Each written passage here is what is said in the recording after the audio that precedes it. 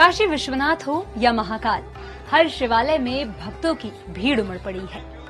उत्साह ज्यादा इसलिए भी है क्योंकि इस बार सावन महीने की शुरुआत सोमवार से हो रही है। सावन के महीने में भास्कर के साथ कीजिए 12 ज्योतिर्लिंग के दर्शन। सबसे पहले ले चलते हैं सोमनाथ, क्योंकि ये पहला ज्योतिर्लिंग है। गुजरात के वेरावल में स्थित सोमनाथ ज्योतिर्लिंग मंदिर 7वीं सदी में बनाया गया था। माना जाता है कि यहाँ चंद्रमा ने राजा दक्ष के श्राप से मुक्ति के लिए शिव की पूजा की थी।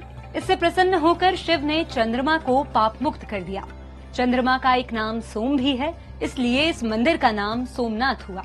मोहम्मद गजनवी के आक्रमण से लेकर अब तक कई बार ये मंदिर टूटा, लेकिन इसे दोबारा बनाया गया। इस ज्योतिर्लिंग को पितृ तीर्थ भी माना जाता है। यहाँ चैत्र, भाद्रपद और कार्तिक महीने में पितरों का श्राद्ध करने की परंपरा रही है। दूसरा ज्योतिर्लिंग है मल्लिकार्जुन। इस ज्योतिर्लिंग को दक्षिण कैलाश भी कहा जाता है। आंध्र प्रदेश में स्थित ये एकमात्र ऐसा ज्योतिर्लिंग है जहाँ भगवान शिव पार्वती के साथ विराजमान है। मान्यता है कि पुत्र कार्तिकेय को मनाने के लिए माँ पार्वती और महादेव ने यहाँ दर्शन दिए, इसलिए मंदिर का नाम मल्लिकार्जुन पड़ा। इस मंदिर का इतिहास करीब 2000 साल पुराना है। हालांकि मौजूदा मंदिर को 500 साल पहले विजयनगर के महाराजा कृष्ण राय ने बनवाया था। तीसरा ज्योतिर्लिंग है महाकालेश्वर, जो मध्य प्रदेश के उज्जैन में स्थित है।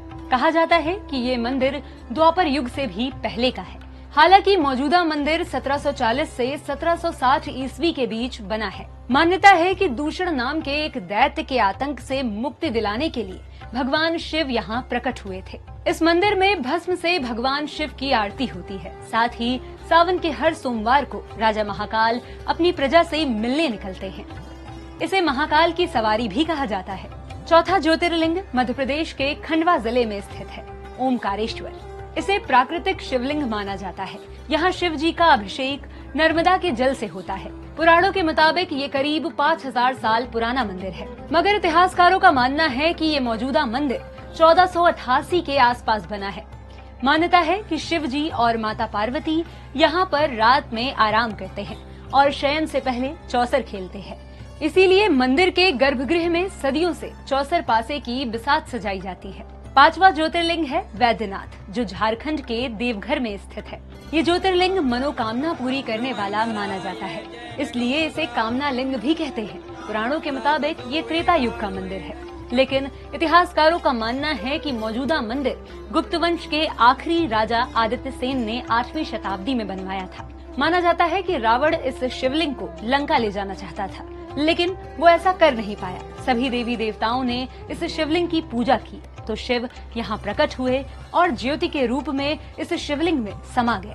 छठा ज्योतिर्लिंग है भीमाशंकर, जो कि महाराष्ट्र के पुणे जिले के सह्याद्री पर्वत पर स्थित है। नागर शैली में बने भीमाशंकर मंदिर में शिव को मोटेश्वर महादेव के रूप में पूजा जाता है, क्योंकि शिवलिंग का आकार मोटा है। यूँ तो मंदिर का इतिहास त्रेता युग से जुड़ा है, लेकिन वर्तमान मंदिर 18वीं सदी में नाना फडणवीस ने बनवाया था। मान्यता है कि यहाँ शिव ने कुंभकर्ण के पुत्र भीम को मारा था। इसके बाद शिव यहाँ ज्योति के रूप में स्थापित हो गए। सातवां ज्योतिर्लिंग है रामेश्वर, जो तमिलनाडु के रामनाथपुरम में स्थित है। ये 4 धामों में से एक है। दक्षिण भारत में बने इस भव्य मंदिर को कई राजाओं ने अपने अपने काल में बनवाया है। इस शिवलिंग पर हरिद्वार से गंगा जल लाकर चढ़ाने की परंपरा सदियों से चली आ रही है। मान्यता है कि श्री राम ने युद्ध के लिए लंका जाने से पहले समुद्र किनारे बालू से शिवलिंग बनाकर पूजा की थी। श्री राम के बनाए गए इस शिवलिंग को ही रामेश्वरम कहा जाता है। 8वां ज्योतिर्लिंग है नागेश्वर, जो कि गुजरात के द्वारिका से करीब 17 किलोमीटर दूर है। यहाँ शिव को नागों के देवता के रूप में पूजा जाता है। इतिहासकारों का मानना है कि विदेशी शासकों ने इस मंदिर को कई बार तोड़ा, जबकि मौजूदा मंदिर का शिखर अहिल्याबाई होलकर ने बनवाया था। मान्यता है कि यहाँ शिव ने दारूक नाम के दैत्य को मारा था। 9वां ज्योतिर्लिंग है वाराणसी में स्थित काशी विश्वनाथ। इस मंदिर की कथाएं हजारों साल पुरानी हैं। पुराणों के पवित्र 7 नगरों में काशी एक है। यहाँ महादेव के साथ पार्वती भी विराजित है। मान्यता है कि इस मंदिर में दर्शन पूजन के लिए देवर्षि नारद और सभी देवता आते हैं। इतिहास बताता है कि आक्रमणकारियों ने इस मंदिर को कई बार तोड़ा। हालांकि मौजूदा मंदिर 1780 में इंदौर की अहिल्याबाई होलकर ने बनवाया था। 10वां ज्योतिर्लिंग है त्र्यंबकेश्वर, जो महाराष्ट्र के नासिक में है।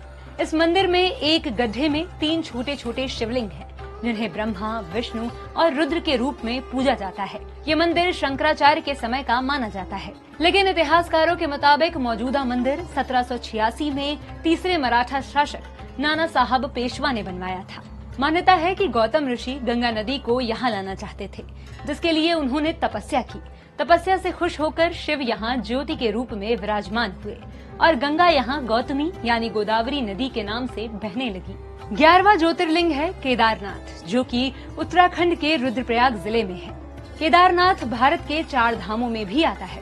इसके कपाट मई से लेकर नवंबर यानी केवल 6 महीनों के लिए खुलते हैं। इन 6 महीनों तक शिवलिंग के पास लगातार दीपक जलता है। माना जाता है कि भगवान शिव ने पांडवों की तपस्या से प्रसन्न होकर उन्हें यहीं पर दर्शन दिए थे।